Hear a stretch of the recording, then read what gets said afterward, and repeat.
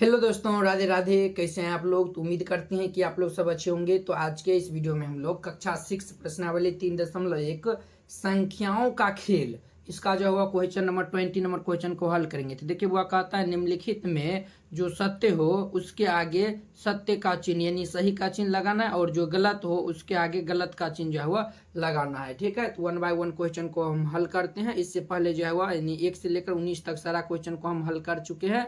अगर आप नहीं देखे हैं ना, जाके नीचे डिस्क्रिप्शन बॉक्स में लिंक मिल जाएगा, जाकर आप लोग देख सकते हैं। देखिए वह कहता है वह संख्या जिसका केवल एक अपवर्तक होता है वह संख्या है। अपवर्तक कहने का मतलब क्या हुआ? गुणनखंड। कहता है वह संख्या जिसका केवल एक अपवर्तक होता है वह संख्या एक है। ये तो बिल्कुल सही है। अपवर्तक मतलब समझिए यानी कि गुणनखंड का रहा है, तो अपवर्तक मतलब गुणनखंड। जैसे देखिए 2 का गुणनखंड क्या, यानी कि 2 का जो है वह ये गुणनखंड कौन कौन सा होगा? तो देखिए 2 जो है वह कौन कौन सी संख्या से भाग लगेगा?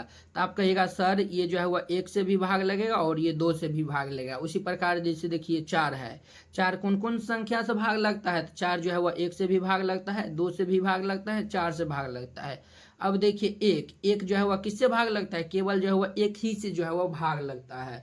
अब देखिए 4 का जो है वह 1 2 3 अपवर्तक हो गया, 2 का जो है वह 2 अपवर्तक हो गया, लेकिन 1 का जो है वह एक ही अपवर्तक है। तो ये क्या क्या रहा है कि वह संख्या जिसका केवल एक अपवर्तक होता है वह एक है। ये तो बिल्कुल सही है। तो ये यहाँ पे सही है यानी कि निशान लगाइएगा। ठीक है, ये जो है वह ये जो कथन दिया हुआ बिल्कुल सही है।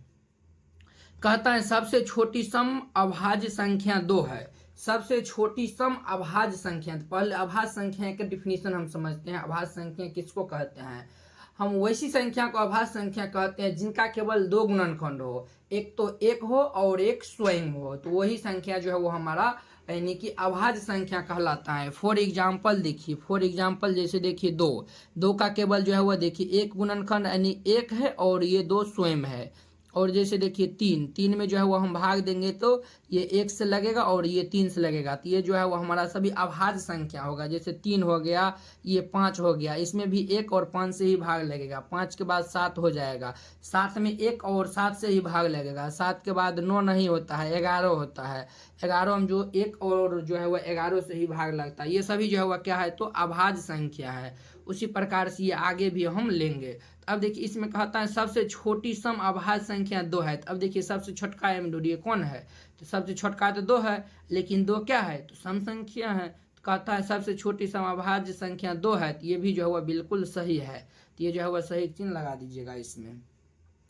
अब देखिए वह कहता है सबसे छोटी संयुक्त संख्या। आप पहले संयुक्त संख्या समझिए किसको कहते हैं। संयुक्त संख्या को ही जो है वह हम भाज्य संख्या या फिर यौगिक संख्या कहते हैं। सभी का जो है वह बात एक ही होता है। तो भाज्य संख्या की डिफिनीशन समझिए। जैसे हम अभाज्य संख्या में क्या आपको बताए कि जो है वह 1 से भाग लगना चाहिए और स्वयं से भाग लगना चाहिए, उसी संख्या को हम अभाज्य संख्या कहते हैं।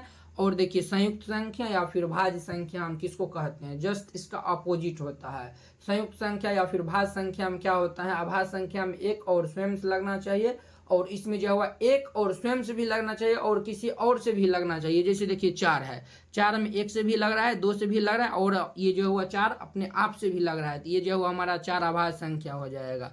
4 हो गया, 6 हो गया, ये 8 हो गया, और ये 9 हो गया, और 9 10 हो जाएगा। 11 नहीं होगा क्योंकि देखिए 6 में जो है वह 1 से भी भाग लगता है, 2 से भी भाग लगता है, 3 से भी भाग लगता है और 6 से भी भाग लगता है। यानी कि 2 से ज़्यादा गुणनखंड हो, ये इतना जो है वो आप समझ जाइए। मोटा मोटी जो है वह ये समझ जाइए कि 2 से ज़्यादा गुणनखंड होगा वही संख्या हमारा जो है वह भाज्य संख्या अर्थात संयुक्त संख्या कहलाएगा। तो अब देखिए कहता है सबसे छोटी, सबसे छोटका कौन है? तो 4 है, लेकिन यहाँ क्या करा है? 6 है। ये कथन हमारा बिल्कुल गलत है। तो यहाँ पे जो है वो हम क्या करेंगे दोस्तों? तो गलत दे देंगे। कहता है 2 अभाज्य संख्या का योग सम होता है। 2 अभाज्य संख्या का योग सम होता है। तो हम 2 अभाज्य संख्या ले लेते हैं। जैसे देखिए हम जो है वह 2 अभाज्य संख्या ले लेते हैं। जैसे देखिए 2 भी जो है वह हमारा एक अभाज्य संख्या है और 3 भी जो है वह हमारा एक अभाज्य संख्या है। दोनों को जोड़ देते हैं तो देखिए 3 2 5 क्या आया है? ये तो एक विषम संख्या आया है। कहता है 2 अभाज्य संख्या का योग सम होता है, तो ये देखिए विषम होता है। तो ये तो यानी कथन हमारा क्या हो जाएगा? गलत हो जाएगा। तो ये हमारा गलत हो जाएगा। तो ये गलत हो जाएगा। अब देखिए कहता है 2 को छोड़कर किन्हीं भी 2 अभाज्य संख्या का योगफल सम संख्या होती है। तो ये देखिए ये भी हम कथन को जो है वह चेक कर लेते हैं। क्या कर लेते हैं दोस्तों? तो चेक कर लेते हैं। कहता है 2 को छोड़कर, तो देखिए ये सभी हमारा क्या है? तो अभाज्य संख्या है। 2 को छोड़ देते हैं, 2 को छोड़ दिए तो अब देखिए 3 और 5 को जोड़ देते हैं। 3 और 5 को जोड़ेंगे तो क्या आया? 8 आया है। अब देखिए 5 और 7 को जोड़ लेते हैं तो 7 5 12 आया हुआ है। अब देखिए 11 और 7 को जोड़ लेते हैं जो कि 18 आता है।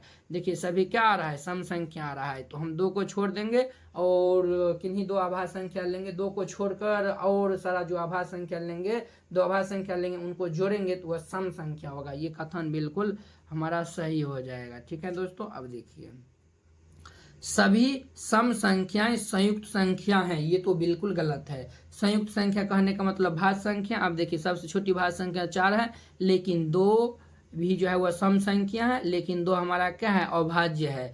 इसीलिए ये कथन जो है वह हमारा क्या हो जाएगा दोस्तों? गलत हो जाएगा। ठीक है, अब देखिए कहता है नेक्स्ट क्वेश्चन देखिए, कहता है 3 विषम संख्याओं का योगफल विषम संख्या होता है। हम चेक कर लेते हैं। देखिए 2 3 5 ले लेते हैं, 2 3 5 ले लेते हैं। तो देखिए 5 3 8 2 10 आया है। तो ये 10 क्या आ रहा है?